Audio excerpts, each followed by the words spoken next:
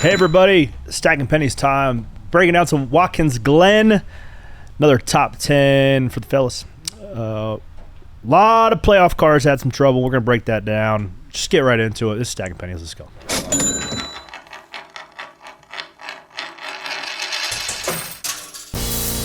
Stacking them deep, selling them cheap. It tastes like gasoline, rubber, and victory. We're just out here stacking pennies. Here we go. Hey guys, Corey LaJoie here alongside Ryan Flores, breaking down some Watkins Glen. How's it going? It's going good. It's going good. Better than I thought we would be, leaving there with 0 laps on our car. That was a rough Sorry day. about that. I didn't realize that you were part of that. So to start, like, what we were on the radio, green flag, I had to pee. And the porta potties are far away. And there we were down in pit stall 38, so like the cars are on you quick, and I'm like, let me just stay here until he makes it out of turn 7, 9, whatever you want to call it, and gets down the front stretch before I run to the bathroom because something could happen quick. And then lo and behold, check up, oh, I got left front. And then Blaney was just silent. He didn't say anything. I knew we had damage, but he didn't say anything. Turned out his radio was unplugged. We get towed back to the garage, but I didn't realize that you were involved in that caution until I got back to my phone and my just notifications were blowing up with people just hammering you on Instagram. That's fine. It looked it just looked like it looked like just a racing deal, but I didn't understand. Well, what there was happened. a lot to get into before that, but since we're on it, let's just go ahead and go. Yeah, let's just cover that first. Before we get to the bus stop, qualified 18th. We had a good car.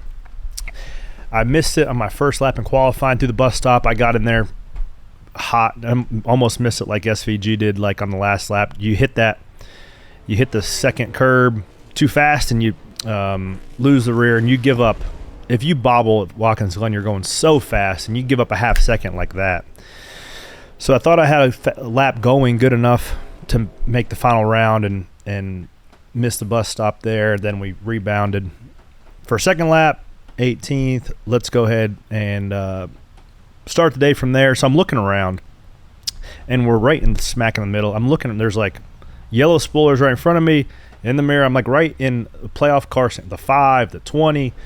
And I'm just like, all right, let's just get this thing singled out here because we're around some really good guys. I don't want to mess anybody's day up. And lo and behold, the opposite of that happened. So it's your first look at the bus stop, first lap, side by side. So I'm tire tracking the 45. I'm really just driving off of kind of where he goes because you don't have any sort of visuals. You can't see your right side wall because there's somebody next to you. You can't see the grass on your left. You have no vantage points where you're going. So I went in there fairly cautious, following the 45. You can play the tape. So I think the in-car camera, the 54, was the best view of it. So I got into the bus stop following the 45, and I was super shallow for the left-hander. 45 put the lefts off into the dirt, and so did I, and I got a push and got into the left rear of the 8. Tried to stay off of him, and then just chaos ensued. So I don't even know where we're at. It took me a little while to find you too. If you rewind that Hig. So I was more like, go back a little bit further. It looked like you were being cautious. Just pause right there. You were already, we're a little far now, but you were to the left quite a bit off of Kyle's door. Yeah. And it looked like it gave you a bad angle when you get back to the left-hander. Yeah. Yeah, I had a terrible angle going that way, trying to look at the 45. I was trying to go off kind of his tail lights and just got him. Lazy and I was spin. And then again, you just can't see anything. Those guys piling into it. So I hate that one little, I wouldn't even call it a mistake. I would just call it kind of a misjudgment of where I was at.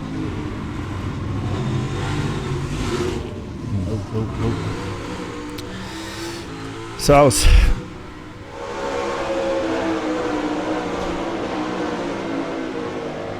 So I wanted to give the 8 room there off the wall. I want to crowd him, and then I ended up coming into his left rear there. So there's really no excuse for that. I was trying to not my only intention the first lap was to get singled out and not ruin anybody's day, and then that's the exact opposite of what happened. I thought you just spun Kyle Busch out because he talked about you on the Pat McAfee show. That's what the narrative's going to be. We haven't spoken a word. We have been side by side for weeks. Like standing next to each other? Yeah, like driver intros. We qualified right next to each other. You had did you have the ride we in the didn't truck? share a driver intro truck. He was, I don't know if he qualified in front of me or right behind me. He just got in the truck with the other two. There's 3 in one like truck. I ain't going with this son of a This guy's a liar. There's a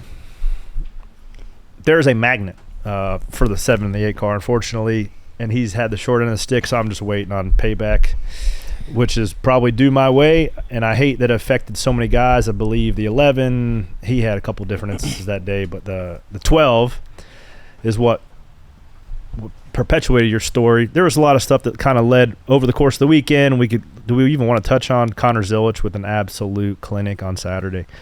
I feel like there's a lot of stuff there. Or do we want to pin that and talk about cup racing? Yeah, let's pin that. Okay, pin that. Let's continue since we're kind of into the throes of the Sunday race. There's a lot of talk about if the tow truck should have towed our car back to the pits or not. What do you understand about that rule? I think nobody really has a clear understanding what that is. Did it break the left front tie rod on your unit? Well, he said that the wheel was just free spinning, so I'm guessing it broke the rack. Rack, yeah. Which we were probably done anyway. Yeah. But it's hard. If you got a guy like Raymond Fox going over the wall to fix it, he could probably jerry-rig something. Yeah. But I want to look at it objectively because honestly, I'm on the 12 team, right? Sure. And it happened to us, so obviously I want a chance to fix our race car. The DVP is a rule for a reason because we were a victim of ourselves. I am a proponent of the DVP. I think it's been great. I swear it came because of something we did on the 21 or the 12 when we cut the rear clip off the car and welded it back on at Kentucky with a full load of fuel in it. Yeah, if your stuff's wrecked and you can't fix it in 5 minutes to minimum speed, your day should be done. But this is the question here is if you're wrecked and you have to get towed, yeah, then your day is done as well. Correct. Where if you get towed with 4 flats, you're not done. Correct. So that's where it gets like messy on what is what, and I guess there was maybe an instance with the 20 car at Michigan where they brought him back to the garage, and once you're back in the garage on the DVP, you're done. I would say where my brain is as a competitor is like, okay, that's over. Just drop it in the box. Well, no, yeah. I mean, I would love to drop in the box, but then you go to Talladega, and you have 15 cars in a wreck, and you just want to tow them all back to the pit box. Yeah. Right. That's where it gets confusing. So the rules are the rules, and I'm not here to make the rules. Like, I'm not trying to be a NASCAR homer either. Just literally the way that I see it. If I'm going racing on the 12 team, or if I'm going racing with my midget or my street stock, I want the rules to be the rules, and I'll play inside those rules. Like I would say that if we look at it as a group objectively, we wish you qualified better. You run with the squirrels, you get your nuts broke, right?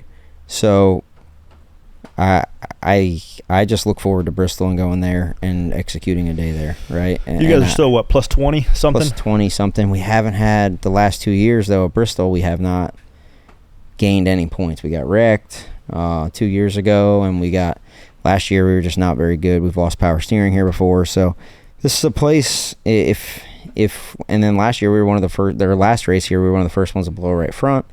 But it's also a place where we've led a lot of laps with Blaney. We've been really good, and we've been in worse situations. So go to Bristol night race, man. Put your big boy pants on. It's crown jewel. What do you think about the DVP stuff before I got too far sideways there? I think that there probably still could be some adjustments with it. I am on the side of it usually is evident when somebody has flat tires and they're trying to go, and the only thing that's wrong with the car is if they spun out and they have flats and they just can't move, which now NASCAR introduced the air jacks to kind of help you get going. So they would probably put air jacks on the car, see you make an attempt to drive the thing back to the box. there probably should be a black and white. Hey, if you are on the hook for something more than just flat tires, and you can't physically drive your car, your day's done. Which is what I think it is now. Yeah. Yeah. So I don't know. Right. It is what it is. I'm over it, and I'm on the Bristol. Like my mindset just goes, okay, Bristol prep, like right away. I was excited to do backward stops, and have a blue collar day there, but literally flew to Watkins Glen, set the pit box up, took a leak in the porta potty, tore the pit box down, and drove home. That's it. Thanks for the facilities of Watkins Glen. Got to watch a lot of the race. A lot of fans up there. It was oh my God, it was packed. It was packed. It always is packed. There's a reason it sells out. The race was good. Yeah, the race was good. It's my favorite road course. I would disagree with that take. It's very hard to pass. I wish that there was some adjustments to the rule. I was actually talking to SVG on the way over here. I was trying to twist his arm to get him in studio, but he was understandably frustrated with the outcome of his race. Felt like he made a mistake in the bus stop, and he said he didn't have many words for today. So he's going to come in next week. What road course is not hard to pass at? Okay. There is no track on the schedule in the Cup Series where it's easy to pass. There are places where there's more opportunities, such as the Roval gives you some opportunities. Not many, but there's a couple passing zones. Sonoma is technical, and you can have some opportunities to pass there. Watkins Glen, and the next thing up we're going to talk about here is the changes they made to the bus stop and some of the recessed rumbles off the racetrack. The reason why Watkins Glen is so hard to pass is because the minimum speed is so high. And it's fast enough to where clean air is a huge advantage. So off of mouthpiece sensor data that all the drivers collected last year, play the tape here for watching on YouTube of NBC's footage of the 9 car from last year to this year. It was 6 to 8 Gs vertically every lap, especially if your head was bouncing back and forth between the headrests, which it would every single lap there. To make speed to the bus stop last year with the curb set up the way it was, you just had to commit to getting a mild concussion for 100 laps. That's the point, right? Through Kurt Busch's accident, through Alex Bowman having to sit out, through the stuff even back when what Dale Jr. went through, right? Mm-hmm. We have gotten smarter and smarter as a sport with G-load and bouncing your head around. It's bad. That's why you got to the mouthpiece sensors and like new levels, new devils, right? Mm-hmm. The new car. The old car would crush a little bit more, give. This one's a little more stiff. We saw, like I said, we saw Kurt retire, we saw Alex have to sit out. So through that, we've gotten smarter with headrest foam, right? Yep. We're here at a seat shop. So you guys have gotten smarter with that. You guys almost all wear the mouthpiece sensors that you guys helped develop. Through that, we did see, like you said, last year, the G-load through there. First right-hand curb out. It was harder. That was almost a harder hit going over that than hitting the fence at some places for sure. So kudos to NASCAR for doing that. But I think the point that I'm trying to get at is I would like to see – I think NASCAR made the attempt with the recessed rumbles off of turn 1 as well as off the carousel to put the rumbles there to get the cars on the racing surface, and it worked slightly. I think you had the opportunity to go out there if you wanted to, but it wasn't as advantageous. I would like to see even more up against the curbs to try to get the cars on the actual racing surface. And then I'd also like to see some sort of curb, more abrupt curb than the flat ones through the bus stop, so it actually becomes a right, left, right, instead of a straight with It's never going to happen, though. Why not? It's the same thing as if you go to GoPro Motorplex, right? They built a big curb there, and everybody just judged because it's faster to just drive right through it. Yeah. Right? And it doesn't matter if it's uncomfortable. Right. Someone's going to drive right through it, and then when you look at it and go, oh, that was 3/10 faster to drive straight over those curbs and clobber my head against the steering wheel. All right. Let me do it every lap. It's worth it. Yeah. I'll drink some milk in the morning and feel better. That's right. Eat your Wheaties. So you guys are like you guys are victim. We're all victim of ourselves, right? Because the cars are so durable, they can take punishment. You just embrace the punishment of your brain smacking off the headrest if it's faster. Rumble strips. I don't know what it felt like in the car, but from watching it as a fan, didn't do a damn thing. Everybody just drove right over top of them. Yeah, that's what you do. Did it feel like you were falling asleep on the highway? No, it doesn't make a noise, actually. It's just, certainly noticeable when you're on there, but you still have forward traction.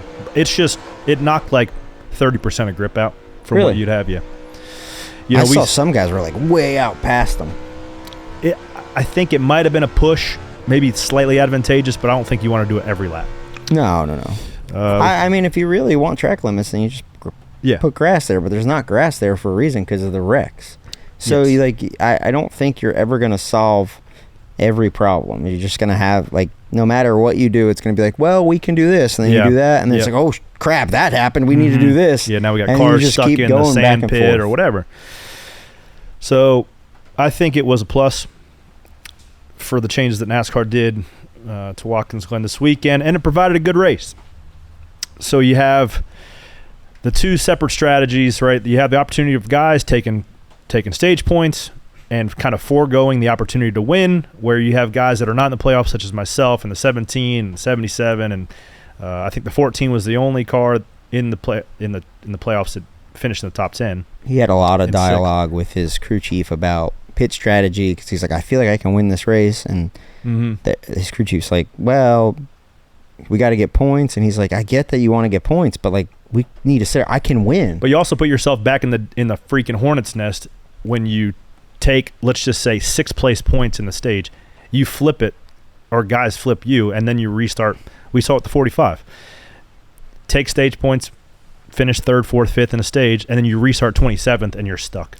Well, saw it with you as well, to where I feel like you got a little bit of out-strategied at the end because you were right there with the 77 and Shane. And the 17. And the 17, you were kind of like right there with him. You burned your rears off a little bit. I was kind of pacing. Got passed by 77. Well, then you guys ran along. 77 peeled off. Everybody peeled off, right? So they all peel off, and I was watching you. And we were seconds ahead of, 6th place. Yes. So the thought was to back up and watch, I guess, pit row or whatever software they're watching, and pit it right when you know that you're still going to be able to blend 1 or 2 cars, eat up all that gap in terms of to have a tire advantage at the end. I thought you were going to be okay. If it goes green, we run 4th. I thought you were going to be okay, and then when you were on pit road, they went to like Carson's in-car, and they passed you down the front stretch, and you were still pitting. And I'm like, oh, he is boned. Yeah, it was. We were way far back. Way far back. And then the problem was, once the caution came back out, the thought is, oh, we got faster tires, we're going to pass everybody. But you're just so many rows further back on the restart, you get used up. And we saw it with Connor Zilisch on Saturday, to tie that back in. He was saving fuel, but he got such a gap because they were all bouncing off each other behind him, and he just got through the S's clean. That if Shane would have gotten clear, there's no way he can even catch him. No. Once you get off turn 2 after a restart and he gets singled out, that's relatively what the running order is going to be for the next fuel stop. Yeah, it doesn't matter how much tire advantage you have. I mean, we had not enough. No, because the dirty air versus the tire advantage is almost a wash. But I think we could have drove back. There was one restart, the first green white checkered. I think we have the footage here. So we were in the 5th, 6th, 7th range all day. I thought we had a solid day. Really good car. I think we were 7th on average pace. So you're getting smash, push. You're top of 3 here. The 71 made a good run. This is the second to last restart. The one before that, I had a run to the right rear of the 34. Oh, we got guys smash into each other. Holy cow, back there. There's a lot of wrecking back there. If this isn't the restart I was talking about the one before that. I get keep to playing that. We got carnage everywhere. Holy cow. Oh, okay, that's the same one. Okay, so the one before that, you were doing what? If I hadn't have spun the 8 out earlier, like that's still in the back of my mind. Like, damn it, like. Yeah. I don't want to spin anybody else out, intentional or not. There are guys that are behind you when the caution comes out. Not to name names, they know when the caution comes out, that's their opportunity to just snow plow their way to the front. Name them. Well, one drove me straight into turn 1. No, just tell me his number. I'll guess his name. No. What's it start with? You can go back and watch the tape. Was this car green? No. But had that not happen early in the race, I'm like, I have more aggression there. You know, it's like I used up my fun tokens in terms of and spinning somebody out or being too aggressive the first lap of the race. So I can't be that guy again. So I pound it in the corner a little bit deeper. I get into probably the side of the 34 and put myself in a little bit better leverage spot. I squirt out to 5th, 4th on a tire advantage, and then our day looks a little bit different than it did. Instead, you get 8th, and then you go 10th, and then you have to go back and just freaking push your way and do everything you can to get yourself in a better spot.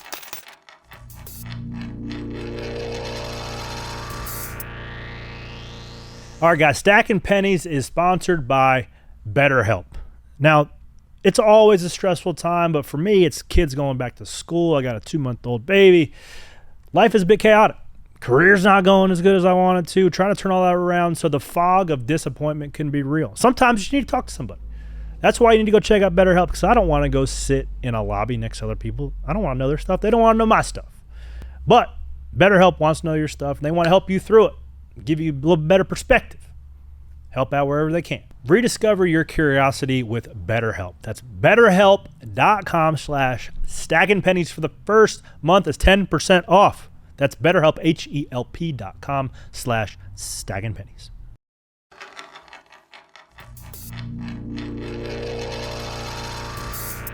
$34 was yelling at Zane after the race. Did you see that? Michael 71 just shipped the 34 on the last corner. Why it was Michael? The fact that Michael was yelling at somebody, I just wanted to replay the New Hampshire race for him. Because you still have not gotten over that. Well, but Michael makes those desperation moves all the time. Then you can't yell at people when you go, well, I needed it. Like, wait a minute, dude. So that's that is the my number one pet peeve in racing is when people. It's okay for me to do it, but not okay for you to do it, right? I'm not saying I'm not trying to bash Michael's character, but when he spun us out at New Hampshire, he's like, "Oh, yeah, man, I need to have it."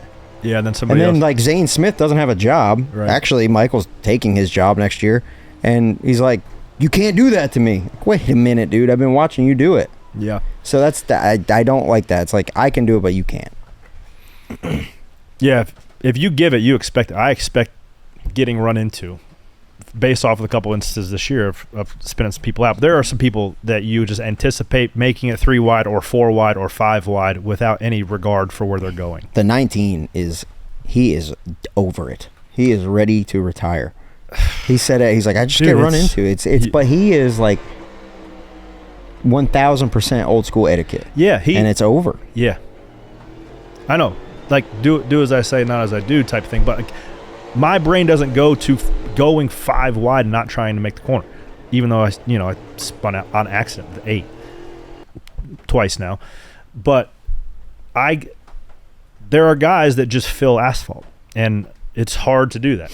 But nowadays the car's durable enough, you have to do it, and you have to either be the snowplow or expect to get snowplowed. If you're 8th to 28th, you're just going to have to be the guy that moves, especially at the green white checker. It's bizarre. Looks like Drafty Car.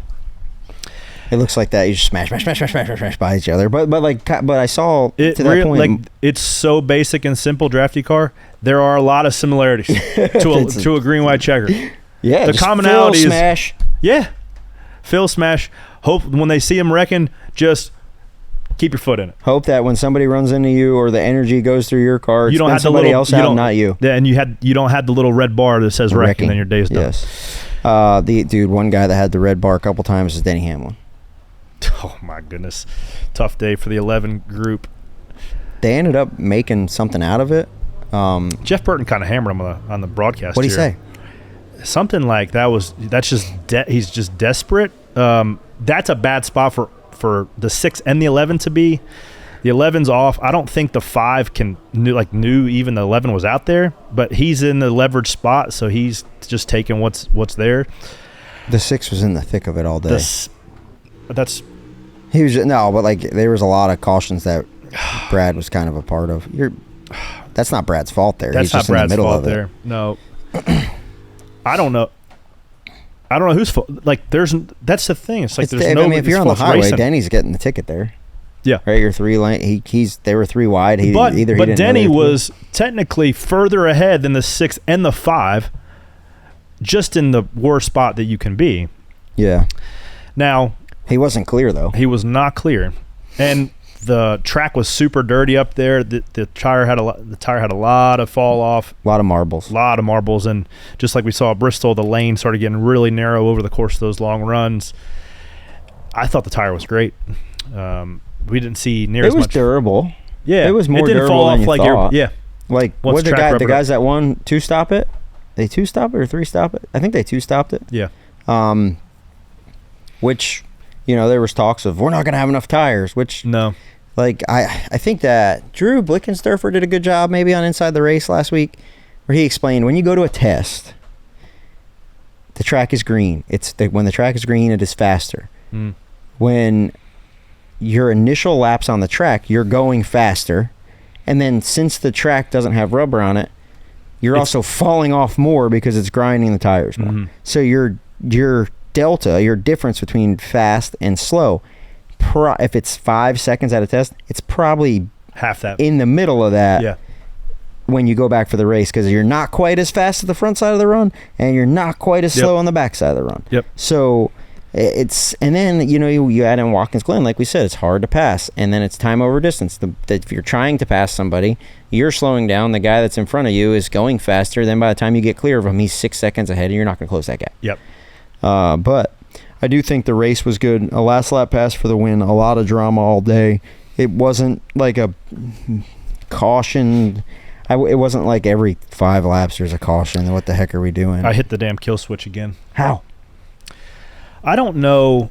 I did this when I drove the 9 car twice. One, because I think I'm taller, so my shifter, there's like a location you can put the shifter forward or back, and mine's all the way forward, and it's about, 3 inches away from the kill switch. And the boat switch is up there? The boat switch is right there with the Hendrick cars, or the Hendrick wiring system that we run, and it off is at 6 o'clock and on is at 9 o'clock. So when we get through turn 1 and I go reach to go pull second, my pinky finger hits, I didn't realize at the time, hits the freaking on-off switch, cuts the power, dash shuts off, and you're like, what the hell? Then you kind of look around, okay, ECU's on, okay, power switch is on, oh, shit. And then we lost 5 or 6 spots Let's see it. Is this it right here? Yeah. When is Second this? restart. Oh, this is right after. Yeah, we're like 14. So you're coming through the gears down in the 1. When does it shut off? On the curb here.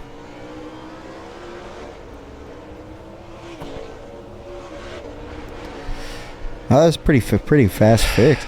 You're just waiting to get run over there, aren't you? Oh, dude, you're looking at you didn't have a mirror because the battery shuts off. And you're just trying to figure. What happened to the 13 here? He broke something because he came back behind the wall. I guess Higgy says he broke an axle. So parts failure for them. Do you have the Byron and the Brad Keselowski crash? Crashing through the S's is no joke. Did you see where they ended up here? Dude, so hang on. Pause this. So we went for a run, Brandon, Todd, and I, on Friday when we got there. And we ran kind of all around the track. And we were running right there by the campsites, by the S's, by kind of the tunnel.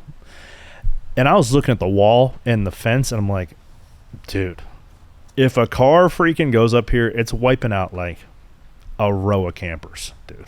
Is there no catch fence? There might be a catch fence like that, but behind that, it's like what you'd have in your backyard.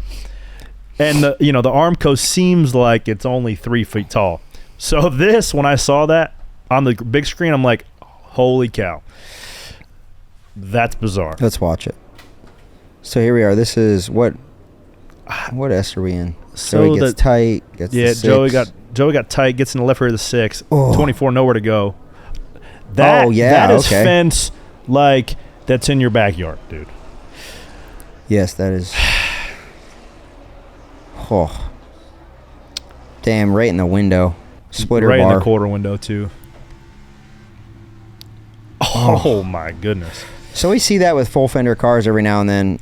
They react. If you hit the wheel just perfect, the bodies kind of flex in and flex out, and they react like an oak wheel. Oh. There's dude, Oh, goodness. So there's no fence right there, you're saying? No, dude. Ooh. He's got... Oh. Ugh. Ouch. Just a log jam up through the S's there. Dirty air, tough spot to be. Let's just go ahead and get to the end, shall we? Yeah. Yeah, the 17 hounding SVG gets away. Looks like he's going to be able to drive away with it. And then there's, I think, I love Lee Diffie. Shades of Ambrose and Keselowski, and it was. Yeah. I mean, you got, a guy who Marcus mentors and a guy who Brad mentors. So it was fun to watch. Carson, shout out to him. Top 3 run. Did a good job all day. Front row, green, white, checkered. That's exactly the spot you want to be. I don't think so. SVG didn't show his hand that first one. Second one, pay windows open, gets the right rear of the 17. That's fair. In the good spot for the S's here. I wonder if this is a little bit of Shane learning American racing. For right? sure. Because he said on Saturday, here we go, into the bus stop. Can't see it from this little slide camera, though, is good. The in-car camera of the 17 is great. So we'll run that here in a second. You hear the fans fired up. Also, side note, a lot of 88 SVG swag already going on in the fan zone. Really? They like that fella a lot. I'm excited to get him He back thought in studio. about poking in there, and he's like, Not no. there. He said his plan was to try to get some late min speed and try to get to his right rear here, but he said the rear tires flat up, but he said I wasn't lifting, and the 17 covered it, and that was all she wrote. Christopher Busher, Prosper, Texas. So I was watching the Xfinity race, the last lap, the last restart. Prosper. Sure. And Shane kind of got used up by his teammate. He got used up by the 81, and the 88 just got away. This is on Saturday. On Saturday. And he said after the race. He said the car was no good. He said everybody just, great point. I want to talk about that next. He said at the end of the race here, everybody just seems to lose their so I joined them. Yeah. Is what he said. And I wonder if it was a little bit of an advantage when he came to Chicago, not knowing how everybody races, not getting used up all year and seeing how it all goes. Because like here now he's like, uh-oh. Am I going to get hit? I'm going to try to hustle this. So instead of just executing the corner, he's kind of thinking in the back of his mind, I used him up. He might come back. He at said, the end of the day, I he took him, the 16 car and about won with it, which is badass. And run second in the Cup race. That's Trackhouse car. Still, he runs second with it, right? Where did his teammates run? Ross ran well all day. He did. Yeah, Ross was in the top 5.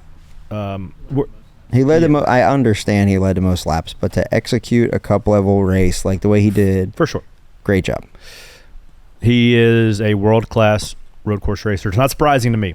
I asked him, like, did you barrel it in there a little bit deeper than you had been all day? And he goes, maybe a little bit. But he said I locked the rears up, and I was a little shallow. But he said that I thought I was clear. He said it locked the rears up, and it pitched the car nose right. And he didn't really correct it because he was trying to keep his shape, and it knocked the wheel out of his hand, and he said it had him all bowed Just up. got you behind. Yeah, you can't even tell because the car never moved. Yeah. All right. Speaking about the car not moving and what you said about his car on Saturday, let's go to Connor Zilisch real quick. I'm going to change the question of the week too because we already talked about the damaged vehicle policy. We don't need to harp on that anymore. So Zilisch, he comes in, he's qualifying the pole in the 88. In the ARCA race, he led every lap, which, okay. Yeah. So we get to Xfinity, much anticipated Xfinity start. Why is he so good on road courses? A lot of experience. I think those single-seater LMP2 cars, high downforce road course cars, I think are very, this is me observing and also talking to Scott Speed, talking to Connor, they really make you maximize the brake zones because how you make grip with those cars, the edge is much finer than it is even with a Cup car. Really? So maximizing the brake zones, getting every ounce of energy of stopping potential out of the car with those high downforce cars really is magnified in lap time. So I think with his experience in karting, particularly, he's a world-class karting shifter kart guy. I think just Rotax too. He's but the shifter champion. karts are hard, very hard. And you've gotten better. You and Shane have been doing a lot of shifter kart racing. You've gotten better, yeah, for sure, because of that. Especially at a place like this where it's really high speed, really like got to keep balls on the to the wall. And also, Connor Zilisch had 3 months to prepare, where the other guys don't. Third part of that, I want to say, and I don't. And also confidence, very high confidence at that fella right now, because he knows he can do it. 1, 2, 3 for Junior Motorsports. They obviously had some hot rods they brought to the racetrack, but he was in a league of his own. On qualifying or in the race? In the race.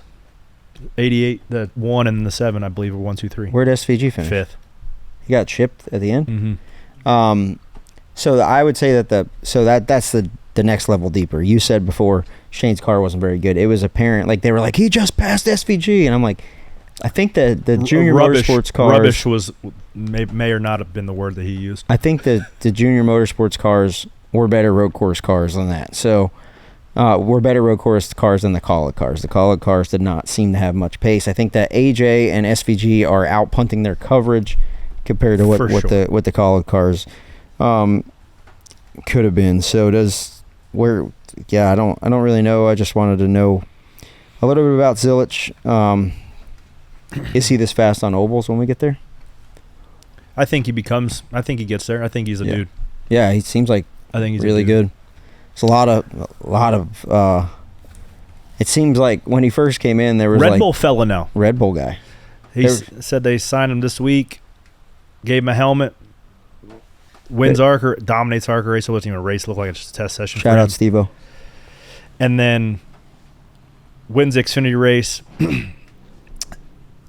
I heard there's some big plans for him and Red Bull in the sport as well. Really? Yeah. Well, that's great. Yeah, I mean, if anybody can make big plans come to life, it's Justin Marks. For sure. That fella had about his first time I saw him, he had 3 different Cup teams on his. He had Gamebridge on his suit. He had Hendrick on his suit. He had Trackhouse on his suit. I was like, man, this guy's got every Chevrolet Cup team. He just needs an RCR patch, and he'd have it covered. I think so it seems like he's going to be a Trackhouse guy. Not looking too far ahead. That means somebody's going to be out of there, depending on how quick his projection is. I think his trajectory is pretty fast. And we talked about with him when he was on the show. He has the ability. He has the processing speed. He has the characteristics that you look for, right? The maturity level, all the things. I don't know I've seen this much hype since Kyle Larson either with somebody. I was trying to think about that. I mean, I think there are 3 guys that's Joey Logano, Kyle Larson, and Zilisch in terms of just. Zilisch is also like the first kid coming out of Mooresville Pro Motorplex. Yeah. If you look at, I used this the other day. If you ever watch All or Nothing with the soccer teams, right? The first thing that a Liverpool will do if they're struggling is build their youth program. Yep. Right, like that, and then they have their juniors that work up through their system, and then you get your best of the best out of there, and you incorporate them into your team. They're already in the system. They already know the language. They already know the resources they have available to them. That's what I was going to say is that Connor has all the tools that you look for, and he also now.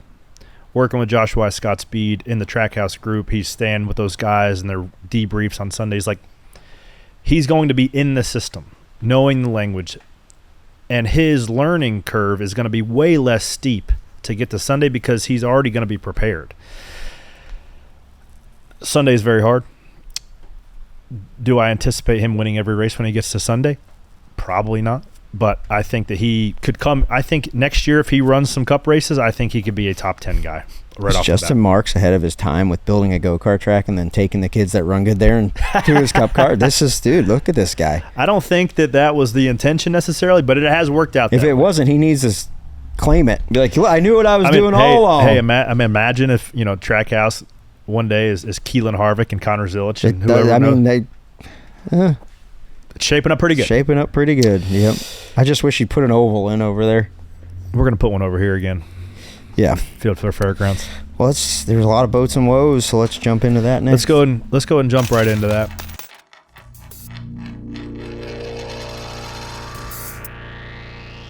I'm Ryan Flores. Join Kim Kuhn and myself each and every week right here at Around the Track. Whether you are going to the racetrack or watching from home, we get you ready for all things national and regional level. And we'll tell you who and what to watch for each week. Plus, we get you ready for the weekend at the racetrack, and Erica will help you place your bets to win some easy money. Be sure to check out Around the Track every Wednesday on NASCAR's YouTube channel.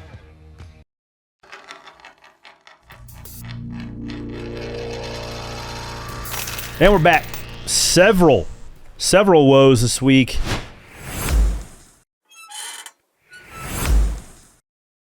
A lot of different strategies. As you said last week, pit road here at Watkins Glen presents a lot of issues. Yeah, because it is probably the most, I don't know, what do you call that, sloped pit road of all? Well, and it's awkward because you're doing pit stops backwards. You got rear guys changing fronts, front guys changing rears. Everybody's kind of switched around. You don't know if you're some guys Jackman's going around the front. Some guys Jackman's going around the back. If you're going around the back, then you got 4 guys on the right rear corner when they all come around, because you got the gas man, you got the changer, you got the carrier, you got the jackman running through there. You're trying to roll the right rear tire in, and then there's a hose, and everybody's trying to navigate it. Yep. So I don't know what happened to the 6 here. I know a tire got away. Let's roll the first one. This is the first woe. Oh no! Okay, so that was Steve. So Steve Price is usually their rear tire changer. So that being said, he usually doesn't that sucker is roll the tire. This brought out a yellow, I believe, correct? So most weeks, the rear tire carrier just pulls the tire and sets it. Basically, what this stop is it's the same exact stop that you're doing once the car stops. The only difference is the front changer now is chasing down the right rear. So some people, a lot of teams, tend to switch their front changer and their rear changer, because once you land on the motions left side, the motions are exactly the same.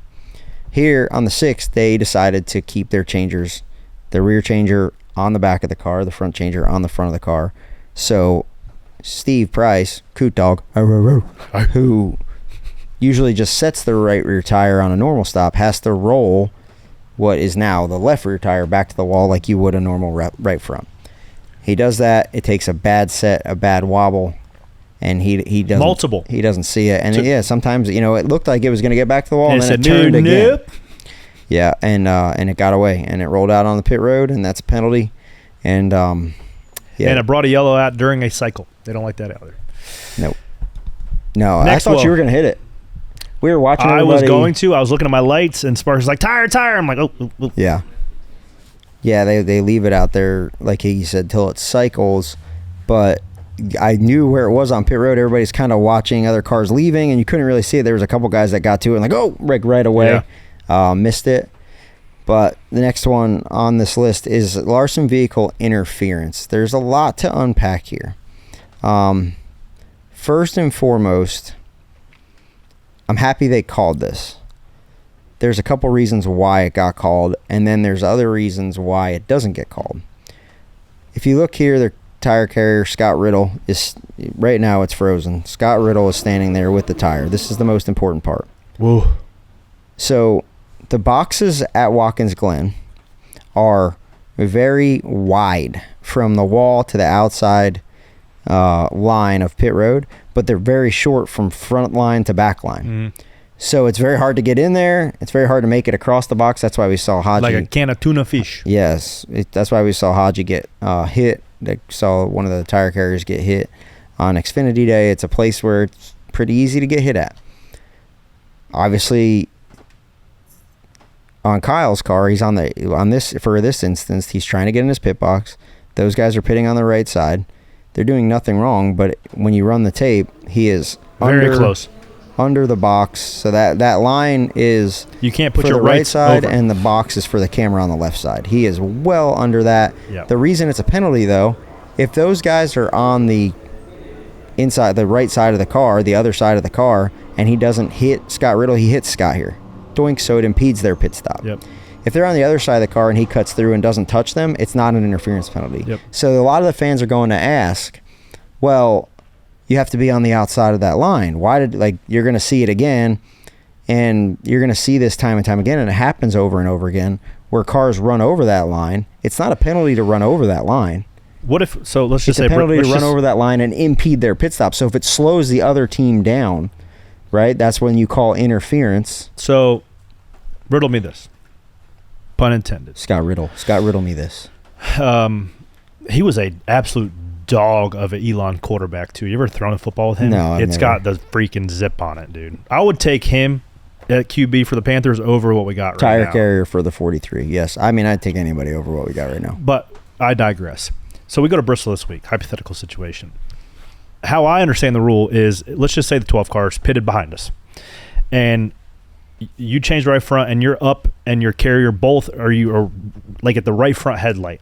Can I follow you guys in? As long as you don't hit anybody. Yeah. Or if you don't slow us down at all. And you can be as tight to the right front headlight. If you're at the left front headlight, if you're sitting in the left front headlight about to sit down, I can come tight. Yes. That's what I thought. As long as it doesn't. If you hit me and you are on that past that box, then it's on you. For sure. If you hit me and you're not beyond that box, it's on me. So there's an inbounds, out of bounds play, and it's not called often. Like, people are going to say, well, he was below that line, you got to call him. That's not how it works. It's only if it's to protect the picker guys.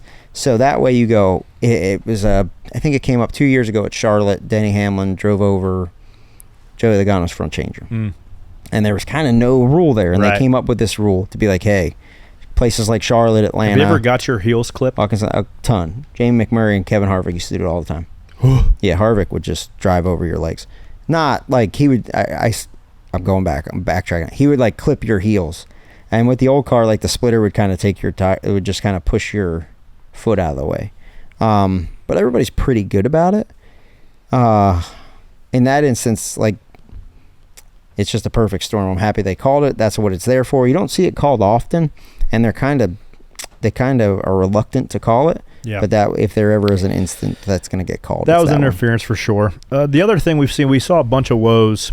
A lot of different pit strategies, guys pitting on different laps, trying to short guys. You cannot see, or you don't know, majority of the time when guys are waving off to come down pit road. There are multiple spotters. You got one spotter in the S's. You sometimes have a spotter in the 6. You have your main spotter down the front stretch. Spotters aren't waving off of when they're coming down. People don't know who you're around. And you see a lot of contact because there is no access road to come down pit road. The access road is your apex of turn 7.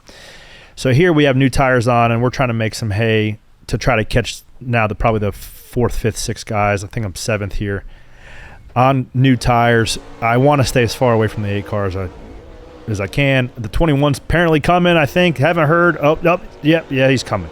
I'm like, damn it, guys. How about somebody just let me know the 21's coming here so I can pick a different lane. Here we're riding along with the 23. Similar instance. Log jam. 8 car. 3 cars on the right side. Doesn't know he's coming. Trying to roll around him. He's, I'm coming. Anyways.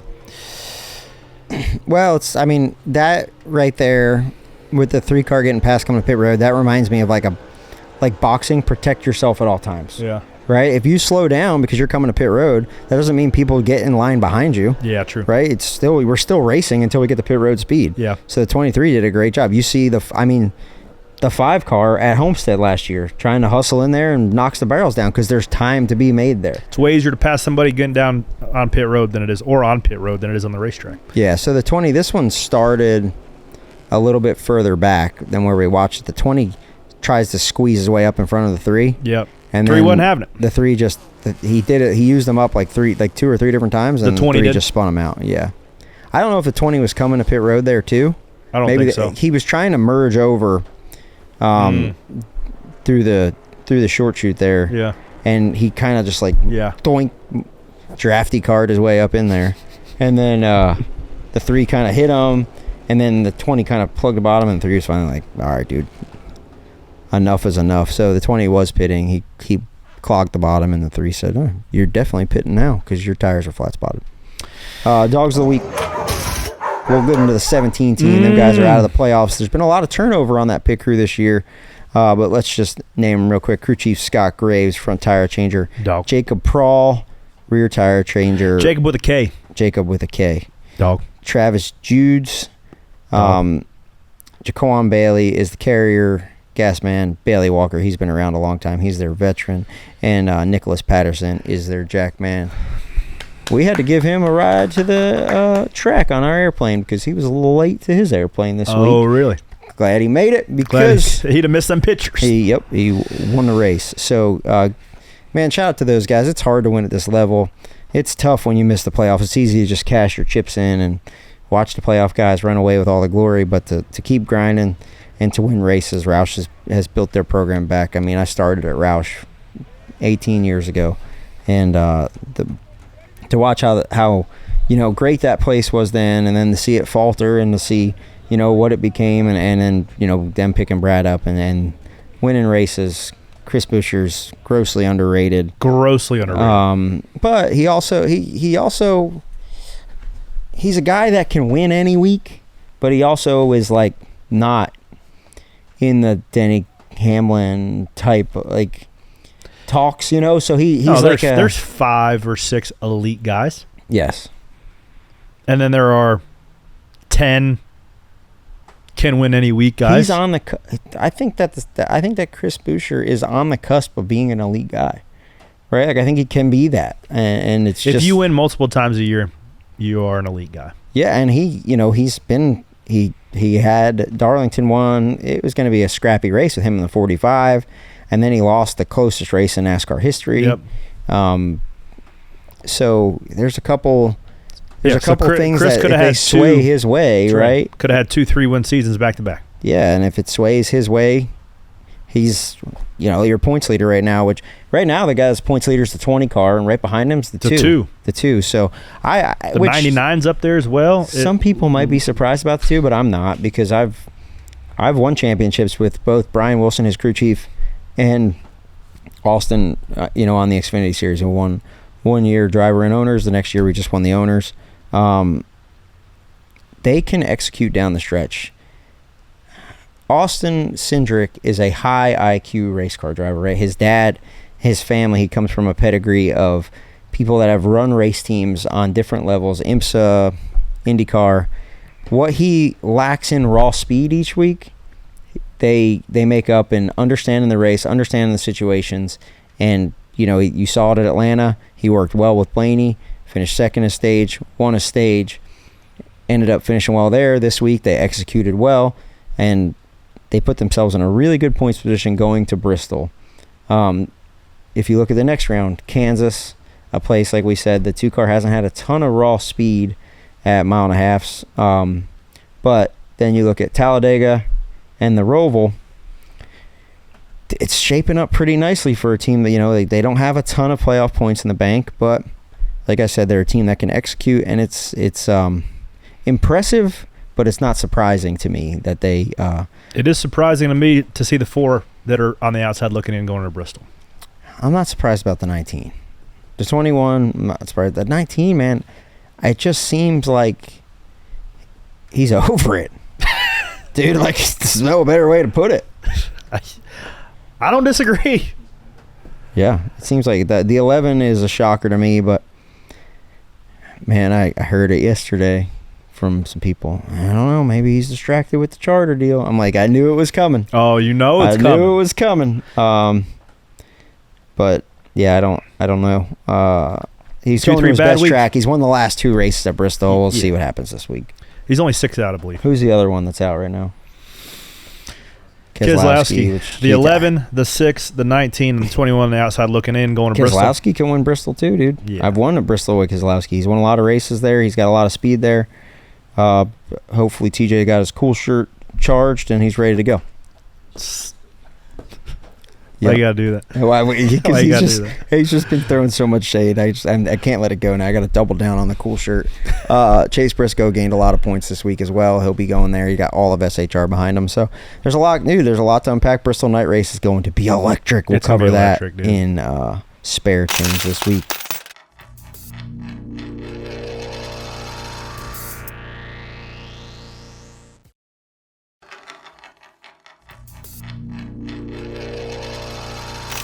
All right, some penny for your thoughts questions. The one that everyone keeps firing off is a Drafty Car update. So since I was introduced to this game last week, as you guys saw on social media, it has now consumed my life. What's the age-old saying that you spend 40 years of your life sleeping? Well, I'm going to spend the other 20 years of my life watching Drafty Car ads. Well, I just put it on. Whenever I race it, I just put it right on airplane mode. Is that why when I call you, it goes straight to voicemail? No, that's not why.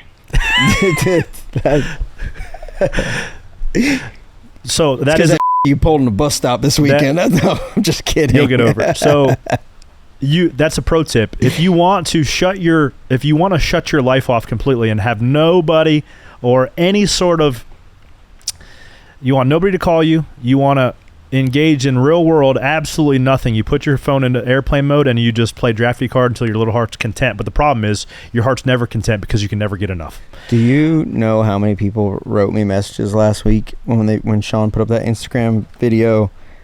The best I warn you, disclaimer. If you don't want your wife mad at you, if you don't want your kids to ask where dad's at, if you want to have any sort of money making in your future, don't download Drafty Car, because you can't be productive in society if you have it on your phone, because you can't stop playing it. I got to read this to you. So Tom from Cold Hard Art texts me. And Tom Patsis. He's like, dude, I hate you. I'm like, why? He sent me a screenshot of him playing Drafty Car, and I said, how's the career mode? He goes, there's a career mode. And I'm like, yeah. And he goes, oh, what have you done to me? He texted me and said, I'm thinking of moving to the far corner of Montana so I can be left alone so I can play my career in peace and quiet. Just giving it all up. It'll make you debate. If that does sound like not a bad option. So we're 1 week into our Drafty Car careers. Where are you at currently? I've got 2 trucks. Let me see my stats. I've got $508,000 in the bank. Let's see what we got here. So my season stats were in week 8 of 20. I'm 4th in points. I've got 4 wins. So my win percentage is 66.7%. Top 10 percentage is 100%. I've used my rookie season in ARCA, or what do they call it, Rookie Rush, to kind of see how far you can take the engine down, how far you can be cheap. Like I went raced like Randy LaJoie, owned my ARCA cars. Oh boy! Didn't put tires on it. Didn't rebuild motors. And I think you can do that in ARCA though. You can do that in ARCA, but I didn't finish very good in points. But I feel pretty good about it. I got a sponsor, a couple different sponsors. I don't take the first sponsor opportunity because they try to lowball you. I stick it out, wait a couple weeks, get the reputation up, and then you pull the trigger on the good ones. A little bit of sponsor bonus. I feel good about it. Have you won any championships yet? I haven't really raced a full season because when I had to sit races out in the beginning of Rookie Rush because you get wrecked. Like my fab shop didn't have enough people back. Some of that $500,000 you got in the bank. I didn't have it back then. You got to get the loan. I didn't want to do it. I want to do it the old-fashioned way. Hauler? You got the cup hauler yet? No, I still got the old tag along. Dude, I have built a dynasty over here. Shut up. So Levi has to pee last night. So on the plane. So I get up and we go to the back. He freaking all over the seat. I'm back there cleaning it up. So I'm walking back and lights are off in the plane.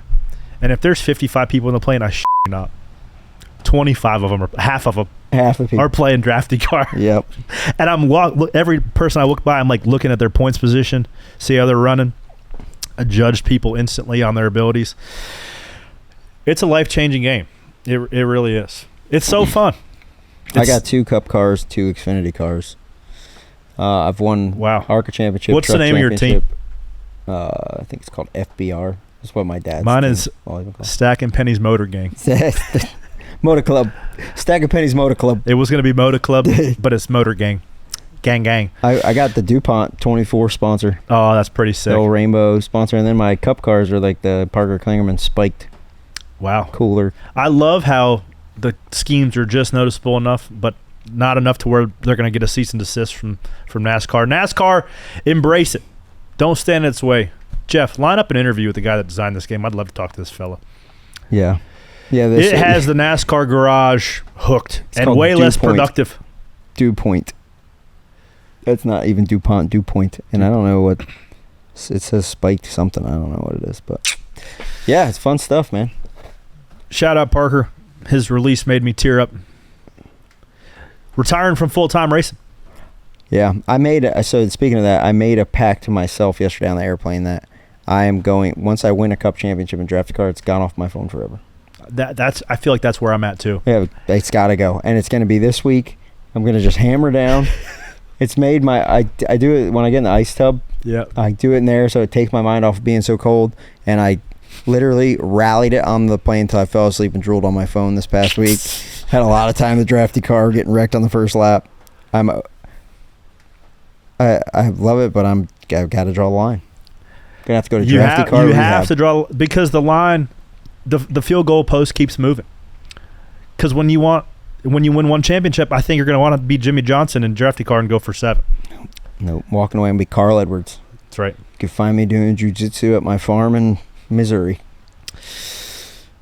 Don't download this game. Disclaimer. It's the unofficial partner of Stacking Pennies, Drafty Car. Don't even know anybody there. This is just genuine.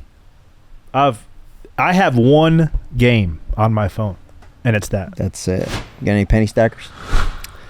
Several penny stackers this week. I had a good grinds my gear too, but We'll get there. I forgot. I saw Kyle Larson's gears were ground on Saturday night, so we did the Watkins Glen State Park. We did that with some friends of ours, and we park at the top. Everybody goes down. Howdy. Levi and Jensen walked the entire time. They did great. And so we get to the bottom. Then Brandon, Todd, and we run up to the truck, and then we meet them at dinner. So the women decided on going to the Italian place in downtown Watkins Glen for dinner. So they grit the table, get waters and stuff, and we're a couple minutes behind them. And Larson and Caitlin and their 3 kids are there at another table. So we give them hey, how's it going, right? And our babies are crying, throwing food. Their babies are crying, throwing the food. We're looking at her like, this is just life, man. Who would have thought the greatest driver in the world is eating an Italian restaurant and this kid is just throwing breadsticks and garlic knots all over the place? Well, they did the park as well, so their kids were tired and over it, right? They probably didn't take a nap. So his youngest, Cooper, I just saw, like, I'm sitting there with my babe, with PJ, bottle in his mouth, kind of just scoping it out. And I look over simultaneously, Cooper just frisbees this glass dish. Yes. And what did it hit? The ground. Oh, that's it. Okay. Yeah, the ground. And Kyle's just like, damn. Picks them up, starts picking it all up. And that is also something I noticed about Watkins Glen fans. You know, like, they have like Q scores or like celebrity recognizability. You know, like Richard Petty is like one of the most recognizable athletes in the world. But you have like this Q score, random people that recognize you out in public. Is it called a Q score? I think that's what it's called, right? Maybe I'm completely incorrect, but there's polls. Anyways, Watkins Glen fans know their damn race car drivers. Okay. Everybody in the place knows that Kyle Larson's there and Corey LaJoie is there eating dinners. And there's not. The entire place is watching both of us in just the absolute dumpster fires that we have going on our tables. Which maybe that's good. Because they also say, hey, we're just regular people just trying to wrestle our kids and keep them from losing their absolute minds. Which leads me to the next point. So we get up and we're walking down the street. Kyle Larson and his family were eating Ben & Jerry's. We were walking down to the other creamery downtown. We get ice cream. Kids are content. On the way back, see some nice lady wearing a 7 Corey LaJoie shirt. So she is my first penny stacker of the week. Amy Martinez. Arcade, New York. Arcade. She was super pumped up to me. Pinball machines in Arcade, New York. It's just cool to see somebody on the random sidewalk, not at the racetrack, wearing your stuff. I do appreciate that as well. There's a couple 7 flags flying in the infield too. Also, speaking of arcades, if you know how to fix Daytona USA video games from I'm gonna get that one running. 1990. Call us. I'm going to get it running. I know there's one guy out in California I talked to on the phone. iFixSega.com. That's it. I'm going to get that thing dialed in. The other penny stacker of the week, he's been a penny stacker before. But active firefighter Scott Willits with this sweet addition to the studio. If you look, if you're on YouTube behind us, he gave me his now decommissioned fire helmet underneath Ronnie's helmet and in between Don's helmet right there. So I'm super proud to have that. He said that thing has seen about 400 active fires. Whoa. And seen a lot of stuff along the way. So avid listener to the show, Scott, appreciate you. He's the guy that wears, you've probably seen him if you've been to the racetrack, a fire helmet with a big 7 on the front, because he is working at station number 7 as well. Oh, that's cool. Coincidentally. So shout out to both those guys. A lot of penny stackers up there as well. What else we got? That's it, man. Bristol Night Race. Going to do a spare change episode this week. I'm going to tell you this. What? Last year, you took the 22 out, not on purpose, but knocked them out of the playoffs. If something happens this week and it's on you, you got to buy my kids Christmas presents. That's all I'm saying. I could do that. We had a really fast car last year. We did the tire test a couple weeks ago. This is a tough place. How's it going to be? Give me a quick synopsis, but don't give away too much because you guys need to listen to Spare Change. I don't anticipate the tire situation looking like it did in the spring. Not as I bad. don't anticipate that. Cool. They're going to spray resin instead of PJ1, which I like that. It's going to allow the track to get wider, probably get the top rubber back in, and it will look a little bit more like we're used to seeing Bristol look. So give me I think there will be some tire conservation. I don't think you're going to be able to stay out on 100-lap tires like you had been able to before. Yeah. Or just do right sides or left sides. So resin, we'll talk about this in Spare Change. We'll have a resin versus PJ1 chat. That's all I got, though. It's going to be a big race on pit road. It's going to be a fun week of preparation for the 12 bunch to get ready to go there. And the last race, cutoff race, the round of 16, ladies and gentlemen. Who's it going to be? First 4 out. It's going to be an exciting race. And the Bristol Night Race is just a special, special place. So we're going to talk about walkout songs and tire deg and all sorts of good, notable Bristol finishes and Spare Change this week. But also tune in to @_Stacking Pennies for the Arctic Ice Cold giveaway. Something a little special for you guys on Instagram this week, as well as like, share, download, review, star, do all the things. Or if you're listening on Sirius XM Channel 90, just give us a thumbs up. Appreciate y'all.